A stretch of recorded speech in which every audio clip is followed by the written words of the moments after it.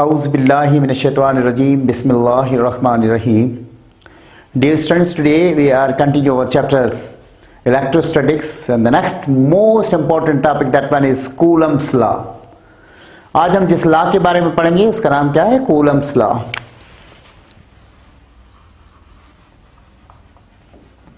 Coulomb's law. Dear students, last time आपको याद होगा मैंने आपको एक कॉन्सेप्ट दिया था पॉइंट चार्जेस के बारे में. यानी पॉइंट चार्जेस के अगर फंडामेंटल डेफिनेशन की तरफ देखा जाए तो इसका मतलब है उनके जो दो चार्जेस जो है उनका साइज जो है उससे जब कंपेयर किया जाए the distance between the two charges that should be very long. इसका मतलब है आपको अब खुद से किसी दूर दराज जगह पे किसी चीज को देखते हैं जो आपको एक डॉट की तरह नजर आती है, पॉइंट की तरह नजर आती है, तो इसको क्या कहते हैं? Point charge. Means when the two charges as compared to their sizes are a very large distance, at a very large distance, those charges are known as the point charges. ये आपने ये तो देखा होगा कि दो चार्जेस अगर like charges हों तो वो एक दूसरे को क्या करते हैं? रिपेल करते हैं, और अनलाइक चार्जेस हों तो एक दूसरे को अट्रैक्ट करते हैं. तो ये जो अट्रैक्ट करना या रिपेल करना बेसिकली क्या है? फोर्स अप्लाई करना. इस फोर्स को इलेक्ट्रोस्टैटिक फोर्स कहते हैं, और इस फोर्स के मैग्नीट्यूड को कैलकुलेट किया था कूलम ने. तो इस तरह से एक जो लॉ था, एक रिलेशन दिया था कूलम्स ने कि फोर्स के मैग्नीट्यूड को क्वांटिटेटिवली फोर्स को किस तरह से कैलकुलेट कर. जिस तरह से सपोज करें फॉर एग्जांपल एक चार्ज आपके पास Q1 है और दूसरी चार्ज आपके पास जो है वो Q2 है. फॉर एग्जाम्पल ये आपके पास एक पॉजिटिव चार्ज है और ये लेट सपोज ये भी पॉजिटिव चार्ज है. तो अब इन दोनों के बीच में डिस्टेंस, यानी इस चार्ज से लेकर इस चार्ज तक ये जो डिस्टेंस है, लेट सपोज ये डिस्टेंस सपोज करें R है. तो ये दोनों पॉजिटिव होने की वजह से एक दूसरे को क्या करेंगे? रिपेल करेंगी. ये जो Q2 इस पे फोर्स अप्लाई करेगी इस डायरेक्शन में, the force applied by 2 on 1, और ये जो है Q1 इस पे जो फोर्स अप्लाई करेगी that would be in that direction, force applied by 1 on 2. सो इस तरह से ये दोनों चार्जेस एक दूसरे पे जो फोर्स अप्लाई करेंगी, इस फोर्स का मैग्नीट्यूड कितना होना चाहिए, यानी इसको कैलकुलेट करने के लिए एक रिलेशन दिया था कूलम्स ने. उसको क्या कहते हैं? Coulomb's law. So that means when we talk about the Coulomb's law, Coulomb establish a relation between the charges and the distance between the charges to calculate the force between the charges is known as Coulomb's law. तो Coulomb's law आपके पास क्या है? अगर इसकी statement की तरफ जाएं हम, तो आपने सबसे पहले तो आप Coulomb's law क्या है? Coulomb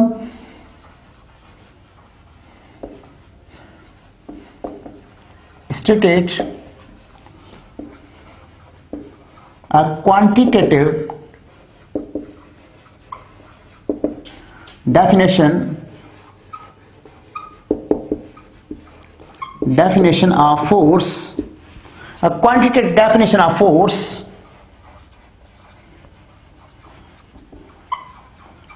between two point charges placed at a certain distance. एक तो बात आपको समझ में आ गई. कूलम ने क्या किया था? कूलम ने क्वांटिटेटिव डेफिनेशन बताई थी किसकी? फोर्स की. कौन सी फोर्स? जो दो बिटवीन दो टू चार्जेस हो, दो चार्जेस के बीच में जो फोर्स हो जिनको एक सर्टेन डिस्टेंस R पे रखा गया as shown in the figure. अब अगर इसकी स्टेटमेंट की तरफ जाएं, so statement of the Coulomb's law आप अगर लिखें, statement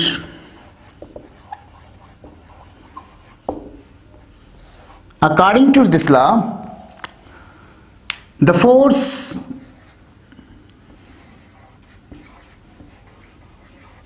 between two point charges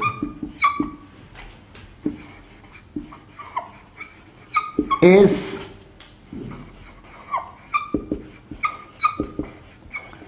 directly proportional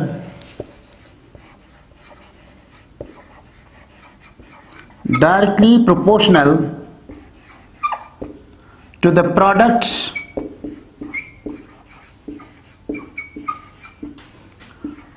of charges and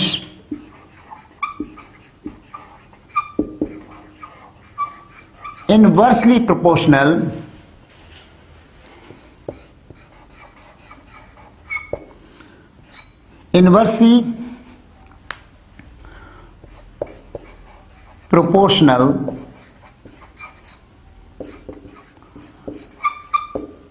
to the square of distance between two charges.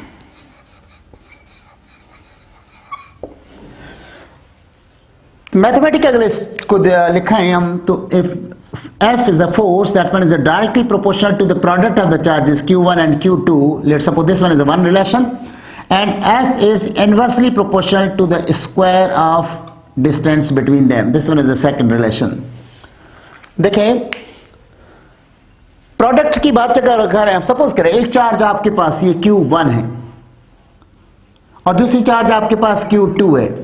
ये आपके पास है 20 कूलम और ये आपके पास है 2 कूलम, तो इनकी प्रोडक्ट आपके पास कितनी हो जाएगी? प्रोडक्ट आ जाएगी आपके पास 40 कूलम स्क्वायर। इसी तरह से दो और चार्जेस हैं, एक है Q3, एक आपके पास चार्ज है Q4।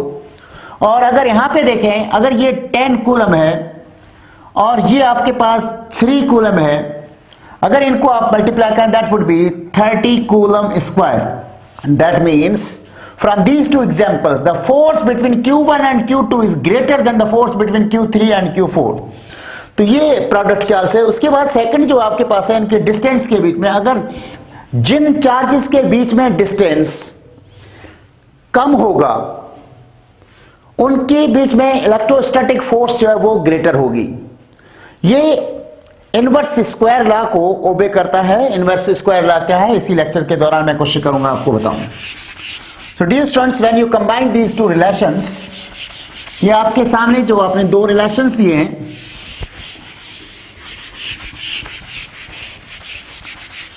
if you combine these two relations 1 and 2, we have the force is directly proportional to Q1 and Q2 over R square.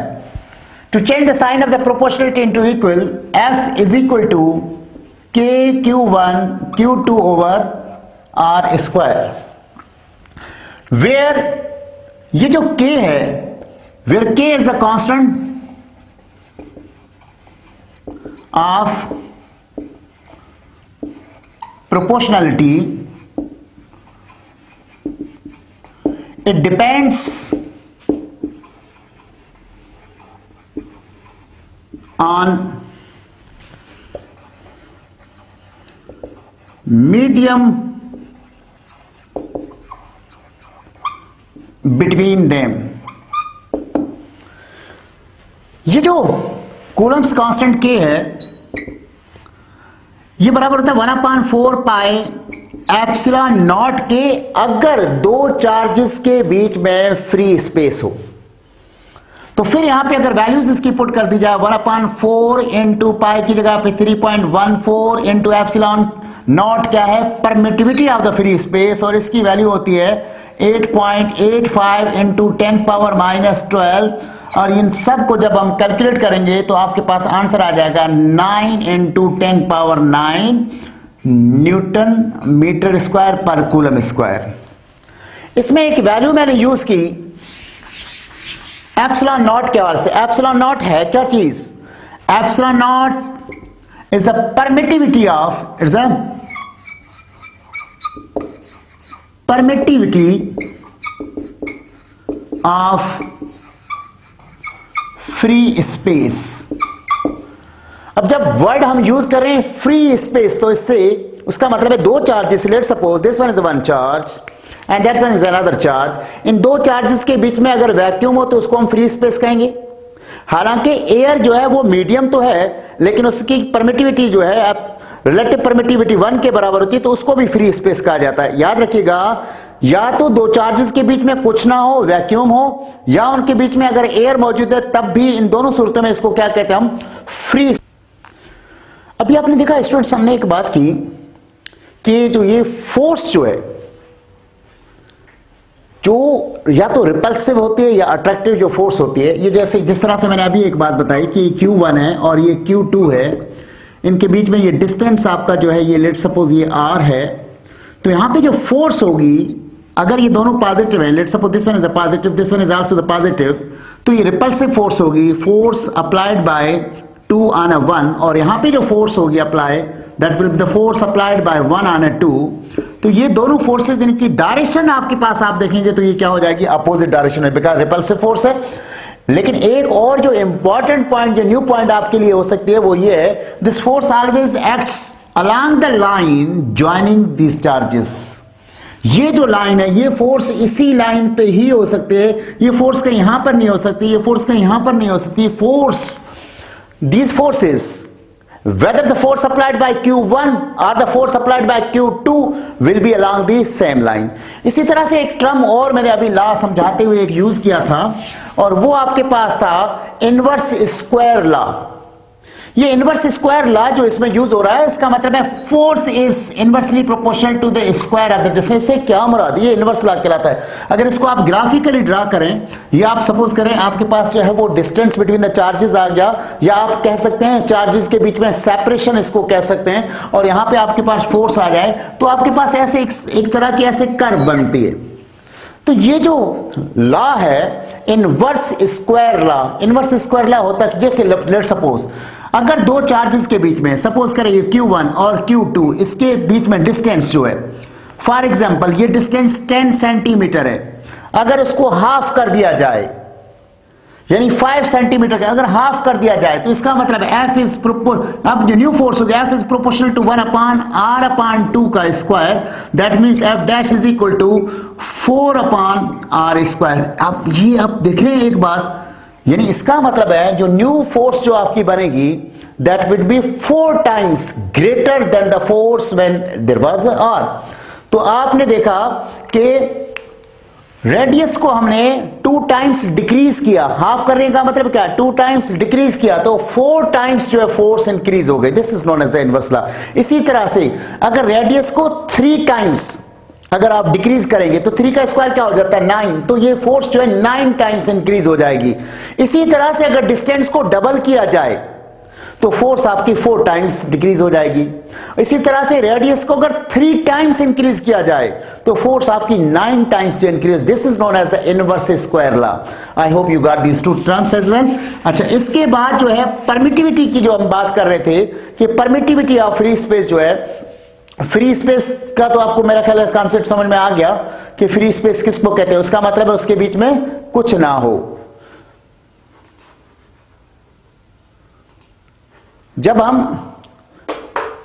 दो चार्जेस के बीच में हमने कहा कि या तो एयर हो या उसके बीच में कुछ ना हो, तो उसको हम क्या कहते हैं। लेकिन अगर इन दो चार्जेस के बीच में कोई और इंसुलेटर रख दिया जाए, जैसे सपोज करिए दो चार्जेस हैं, इनके बीच में मैंने ये रस्टर इस तरह से रख लिया, तो this one is something else, this one is another insulator. अब ये जो इंसुलेटर आया है, इसको क्या कहेंगे, डाई इलेक्ट्रिक कांस्टेंट कहेंगे, या इसको medium other than free space कहेंगे। ये जो इंसुलेटर इन दोनों चार्जेस के बीच में जो स्पेस था, इसको फिल कर दिया हमने किसी और चीज से, और वो होना इंसुलेटर चाहिए, तो इसको हम क्या कहते हैं, डाई इलेक्ट्रिक कांस्टेंट कहते हैं। और याद रखिएगा कि जब एयर मौजूद होती है, बेसिकली तो एयर भी एक डाई इलेक्ट्रिक कांस्टेंट है, लेकिन उसकी वैल्यू जो है वो क्या होती है, 1 होती है। उसके रिलेटिव वैल्यू क्या होती है, 1 होती है। मैं आपको अभी समझाने की कोशिश करूंगा कि याद रखिएगा यहां पे लफ्ज जो है होना, तो ये देखिए परमिटिविटी फोर्स के हवाले से अगर हम बात करें कि अगर दो चार्जेस, लेट सपोज ये चार्ज Q1, ये चार्ज आपकी Q2, इनके बीच में कोई और मीडियम है, मीडियम और होने से क्या मतलब, जैसे सपोज करिए दो चार्जेस पहले एयर में थी तो फ्री स्पेस था, इन दोनों चार्जेस को अगर वाटर में रख दिया जाए, या किसी इनके बीच में कोई गिलास रख दिया जाए, या इनके बीच में कोई और प्लास्टिक वगैरह या कोई पेपर वगैरह इस तरह से कोई चीज और कोई इंट्रोड्यूस कर दी जाए, तो ये क्या हो जाएगा, medium other than free space. इससे क्या होता है, मीडियम जब अदर देन आता है तो इसको कहते हैं परमिटिविटी ऑफ द मीडियम। क्या कहते हैं हम, परमिटिविटी ऑफ मीडियम। इस तरह से यही फोर्स जो कूलम्स का फार्मूला हमने पढ़ा था, F is equal to 1/4 epsilon not into Q1 Q2 upon R square, ये तो तब था जब फ्री स्पेस थी तो एप्सिलॉन नॉट हमने कहा था। लेकिन अगर फ्री स्पेस ना हो, अगर फ्री स्पेस ना हो तो उसका मतलब है 1/4 कोई और मीडियम आ जाए तो एप्सिलॉन नॉट नहीं बल्कि इसको किससे शो करेंगे, एप्सिलॉन से शो करेंगे और Q1 Q2 upon R square. यहां पे जो फोर्स होगी, this is the force in the presence of the medium, MED लिख दें आप भले, force in the presence of the other medium जब होगी तो 1/4 epsilon into Q1 Q2 upon R square. तो याद रखिएगा कि ये जो एप्सिलॉन जब यहां पे आ जाएगा तो फोर्स जो है वो डिक्रीज हो जाती है। कैसे डिक्रीज हो जाती है याद रखना, ये समझने की कोशिश कीजिएगा कि जो एप्सिलॉन, ये आपके पास जो है ये क्या है, परमिटिविटी ऑफ मीडियम, और इसको अगर डिवाइड किया जाए एप्सिलॉन नॉट से यानी परमिटिविटी ऑफ फ्री स्पेस से, तो इसका जो रेशियो बनता है उसको एप्सिलॉन आर से शो करते हैं। इसको रिलेटिव परमिटिविटी कहते हैं। इसको क्या कहते हैं, रिलेटिव परमिटिविटी कहते हैं। क्या कहते हैं हम, रिलेटिव परमिटिविटी। तो अगर इसको यहां पे अगर इसको रीअरेंज करें तो epsilon is equal to epsilon R into epsilon not. एक बात तो क्लियर हो गई कि यहां पे जो है ये रेसिप्रोकल में है, तो यहां पे आप force in the presence of the medium is equal to 1/4 यहां एप्सिलॉन की जगह पे क्या लिख सकते हैं, एप्सिलॉन नॉट एप्सिलॉन आर लिख सकते हैं into Q1 Q2 upon R square. अभी भी अगर आप इसमें से देखें बेटा, इसको अगर मैं थोड़ा सा सिंप्लीफाई कर लूं, force medium then is equal to 1/एप्सिलॉन आर को मैंने यहां लिखा into 1/4 epsilon not into Q1 upon Q2 upon R square. यहां पे आप देख रहे हैं ये पूरा 1/4 epsilon naught into Q1 Q2 upon R square, ये देखिए किसके बराबर, F के। That means the force in the presence of the medium is equal to 1/एप्सिलॉन R times the force in a free space. इस बात से एक तो बात साबित हो गई कि जब कोई अदर मीडियम दो चार्जेस के बीच में आ जाता है तो permittivity of the free space जो है यानी epsilon not that increase epsilon R times permittivity of the medium increases, लेकिन फोर्स जो आपके बीच में होती है वो क्या हो जाती है, डिक्रीज। यहां पे एक कॉन्सेप्ट हमारे पास आता है कि भाई जब ये परमिट कर रहा है, इजाजत दे रहा है, परमिटिविटी आ रही है, परमिटिविटी की वैल्यू तो बढ़ रही है, मीडियम की परमिटिविटी जो है ये epsilon that's always greater than the permittivity of the free space. याद रखिएगा फ्री स्पेस से permittivity of the medium is always greater. कितने गुना greater, epsilon R times. Suppose करें epsilon R, this one is the ratio, 2 times हो जाए, 3 times हो जाए, 4 टाइम्स हो जाए, इसका मतलब इसकी वैल्यू तो ग्रेटर होनी है। फिर हम क्या करें, लेकिन यहां पे आपके पास एक चीज और साबित हो रही है कि जब other than free space medium आ जाए तो परमिटिविटी की वजह से फोर्सेस की 1/एप्सिलॉन आर टाइम्स डिक्रीज हो जाती है। एप्सिलॉन आर टाइम्स डिक्रीज हो रही है। 1/एप्सिलॉन आर इंटू एफ का मतलब है इसको इससे डिवाइड करना, यानी अगर सपोज करें फ्री स्पेस में फोर्स थी 10 न्यूटन और मैंने जो उसमें मीडियम इंट्रोड्यूस किया उसकी रिलेटिव परमिटिविटी एप्सिलॉन आर है 2, तो फोर्स बाकी 5 न्यूटन हो जाएगी। इसका मतलब ये हुआ कि जब अदर मीडियम आता है तो permittivity of the medium increases but the force between the charges decreases. इसमें से बड़े हम कंफ्यूज होते हैं इस टर्म में जाकर कि भाई वहां तो कह रहे हैं हम परमिटिविटी बढ़ रही है यानी इजाजत बढ़ रही है तो उसमें तो फोर्स को बढ़ना चाहिए, लेकिन नहीं। यहां पे एक जो बात है, ये जो आपके पास कॉन्सेप्ट है, it permits its own fields to decrease the interaction between the two charges. अब अगर बात समझी जाए कि ये क्या है, ये दो चार्जेस के बीच में अगर अदर मीडियम आ गया तो उसकी ऑन फील्ड जो है वो अदर मीडियम अपनी ऑन फील्ड को परमिट करता है, इजाजत देता है कि जाओ और इन दो चार्जेस के बीच में जो फील्ड है उसको डिक्रीज कर दो।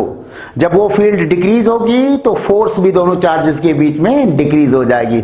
So that was the concept of the Coulomb's law. अगर आप मुझे उम्मीद है कि आपको कुछ काफी हद तक समझ में आया होगा।